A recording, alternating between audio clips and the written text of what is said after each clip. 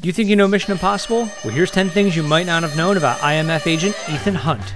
Paramount Pictures, who owns the rights to the television series, tried for several years to adapt a film version. Tom Cruise, a fan of the original show, chose Mission Impossible to be the first project for his new production company, Cruise Wagner Productions. Paramount put up $70 million for the budget. Tom Cruise and his producing partner Paula Wagner began working on a story with famed director Sidney Pollack, but ultimately Brian De Palma was hired to direct. The film went into pre-production without a finalized script. De Palma began designing action sequences, but none of the screenwriters were satisfied with a story that worked for these sequences. I can understand you're very upset. Kittredge, you've never seen me very upset. The restaurant scene with the exploding fish tanks was Tom Cruise's idea. There were 16 tons of water in the tanks. De Palma tried to film it with a stuntman, but it didn't look convincing. So Tom Cruise stepped in and did it himself, despite the danger of being injured or worse, drowning. Larry Mullen Jr. and Adam Clayton from the band U2 produced a remix of the Mission Impossible theme for the film. It was nominated for a Grammy Award for Best Pop Instrumental Performance. Tom Cruise wanted to shoot the train sequence on a French TGV high-speed train.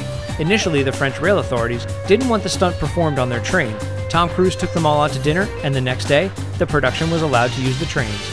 Tom Cruise wanted a wind machine for the green screen train sequences that was powerful enough to knock him off the train and distort his face. The machine they found could produce winds up to 140 miles per hour. Several cast members from the original TV series were unhappy with the finished film. Greg Morris, who played Barney Collier, reportedly walked out of a screening of the film. Peter Graves, who played Jim Phelps, disliked how Phelps turned out in the film. He had been offered a chance to reprise his role as Phelps, but turned it down when he learned that Phelps was a traitor.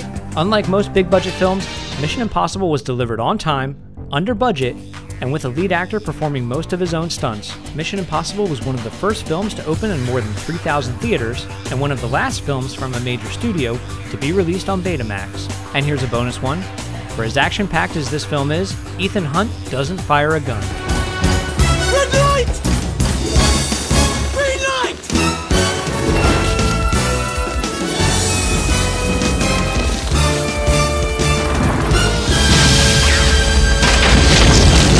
That's it for this episode of You Think You Know Movies. Make sure to subscribe, like us on Facebook, follow us on Twitter, and get the latest movie and TV news on ScreenCrush.com.